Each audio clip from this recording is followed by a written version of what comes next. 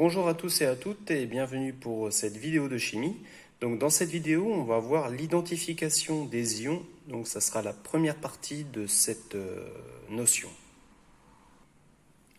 Donc pour cette expérience, je vais tester 4 solutions aqueuses qui sont disposées ici. Donc la première solution qu'on va tester, donc ça sera la solution qui est contenue dans ce bécher. Donc ça sera du sulfate de cuivre 2. La deuxième solution qui est contenue dans ce bécher, ça sera du chlorure de zinc. La troisième solution qui est contenue dans le bécher, ça sera du chlorure de fer 3. Et la quatrième solution qui sera contenue dans le bécher, ça sera du sulfate de fer 2. Donc on a 4 solutions différentes à tester pour mettre en évidence les ions. Donc les ions, en fait, ça sera les espèces atomiques qui figurent dans une solution. Donc dans un premier temps, comme les ions, donc ça peut être des produits qui sont agressifs et qui sont susceptibles de nous blesser. Donc on portera tout au long de l'expérience une blouse fermée en coton et des gants. Donc après ce qu'on va faire, donc on aura 4 tubes à essai qui vont accueillir les 4 solutions qu'on doit tester. Donc on versera environ 3 cm de chaque solution dans chacun des tubes. Donc par exemple, pour le premier tube à essai, on va verser 3 cm de sulfate de cuivre. Pour le deuxième tube, on va verser environ 3 cm de chlorure de zinc. Dans le troisième tube, on va verser environ 3 ml de chlorure de fer 3. Et dans le quatrième tube, on va verser environ 3 ml de sulfate de fer 2. Donc 3 ml ou 3 cm, donc cela correspond. Voilà.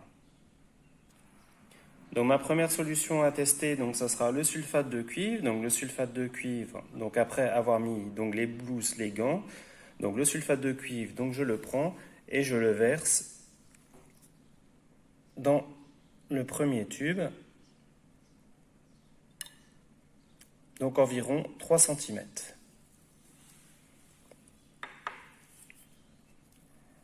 Donc la deuxième solution à tester, donc ça sera le chlorure de zinc. Donc le chlorure de zinc, je le prends, je verse dans le deuxième tube.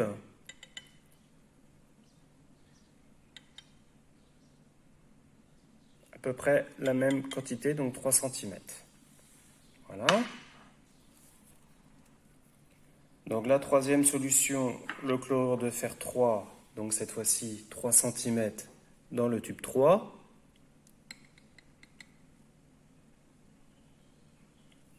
Voilà. Et notre dernière solution, donc le sulfate de fer, qu'on va verser dans le quatrième tube, environ 3 cm. Voilà. Donc là, on vient de préparer nos 4 solutions à tester. Nos 4 solutions à tester, donc qui sont dans les 4 tubes à essai.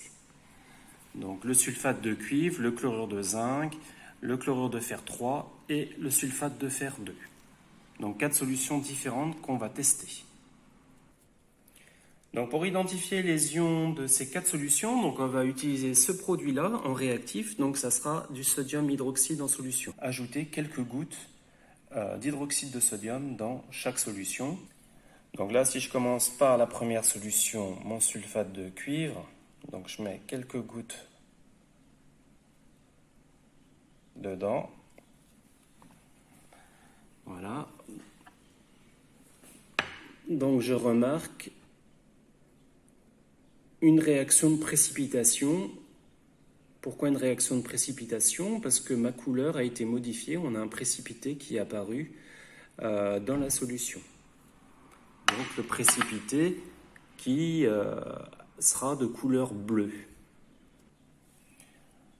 Donc dans ma deuxième solution, ma solution de chlorure de zinc, donc je fais la même chose, je verse quelques gouttes dedans. Voilà. On remarque qu'on a un précipité blanc, une réaction chimique qui s'est passée, donc un précipité blanc. On a un dépôt blanc qui est apparu dans la solution. Donc on a un précipité blanc.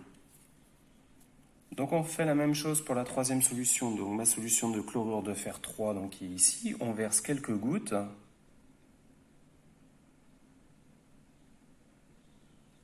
Voilà. Là, c'est pareil, on voit un précipité. Voilà, le dépôt qui a coulé. Donc là, le précipité, donc c'est un dépôt solide. Voilà, on voit un dépôt solide. Ah, il retombe. Voilà. C'est pas liquide, c'est un dépôt solide.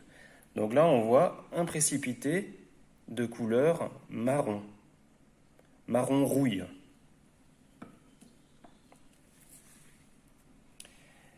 Et dernière solution, donc ma solution de sulfate de fer 2. Donc là, c'est pareil, dernière, quatrième tube à essai. Donc on ajoute quelques gouttes d'hydroxyde de sodium.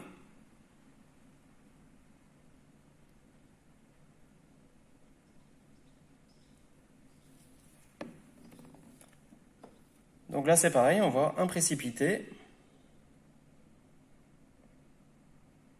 Ici, de couleur vert. Donc là, si on remarque pour ces quatre solutions-là, on remarque qu'on a eu quatre précipités, donc la couleur qui est apparue, donc le précipité qui est un dépôt solide, et donc cette expérience, donc cela voudra dire que chaque solution contient des ions, et l'identification des ions avec le produit ici qui est de l'hydroxyde de sodium, donc ça sera des ions qu'on dit ions métalliques.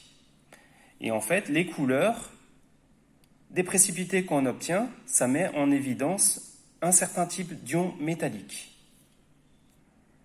Donc pour ma solution de départ, donc le sulfate de cuivre 2, donc qui était ici, j'ai versé quelques gouttes d'hydroxyde de sodium, donc j'ai eu un précipité bleu. Donc là, si je l'écris, sulfate de cuivre 2, précipité bleu. Après, pour ma deuxième solution, le chlorure de zinc. Donc le chlorure de zinc, donc, qui est ici. Donc j'ai versé quelques gouttes d'hydroxyde de sodium et on a vu qu'on a eu un précipité blanc. Donc là, si je note sur mon résumé, chlorure de zinc, précipité blanc. Pour ma troisième solution, le chlorure de fer, voilà, qui était orange à la base. Donc là, on voit que j'ai eu un précipité noir rouille.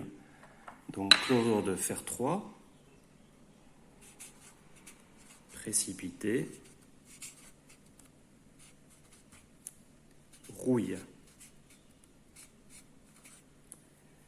Et pour ma dernière solution, donc mon sulfate de fer, voilà. Donc je vois que j'ai un précipité vert. Donc sulfate de fer ici, voilà. Donc là, on a eu 4 précipités pour ces 4 solutions-là. Donc ça veut dire que mes solutions contiennent bien des ions, parce que si on n'avait pas eu de précipité, on n'aurait eu aucun précipité. Là, comme on a un précipité qui apparaît, donc un dépôt solide qui apparaît au fur et à mesure qu'on ajoute nos gouttes de réactif hydroxyde de sodium, donc ça veut dire que la solution contient des ions. Et pour cette expérience-là, l'identification des ions à l'hydroxyde de sodium, donc ça sera des ions métalliques.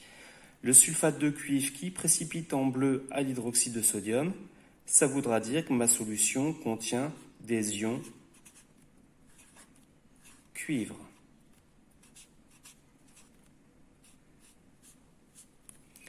Dès que j'ai un précipité bleu à l'hydroxyde de sodium, forcément ma solution contient des ions cuivre 2. Mais là, on peut le noter facilement. Ma solution s'appelle sulfate de cuivre 2. Il y a cuivre 2 dans le nom du produit et ça met bien en évidence les ions cuivre 2. Le chlorure de zinc, quant à lui, il a précipité en blanc lorsqu'on a ajouté nos gouttes d'hydroxyde de sodium. Donc là, ça veut dire que la solution contiendra des ions métalliques qui seront des ions zinc. Dès qu'on a un précipité blanc lorsqu'on ajoute quelques gouttes d'hydroxyde de sodium, ça veut dire que la solution contiendra des ions zinc 2, Zn2+, cuivre 2, Cu2+. Donc cela est évident parce que mon produit s'appelle chlorure de zinc et on identifie bien la présence de zinc. Le chlorure de fer 3, quant à lui, il précipite en couleur rouille lorsqu'on ajoute quelques gouttes d'hydroxyde de sodium. Le chlorure de fer 3 contient des ions métalliques.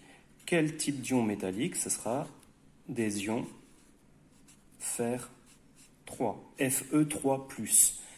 Et là, c'est pareil, c'est évident. Mon produit s'appelle chlorure de fer 3 et on met en évidence les ions fer 3. Mon dernier produit, donc le sulfate de fer 2, on voit qu'on a un précipité vert lorsqu'on ajoute quelques gouttes d'hydroxyde de sodium.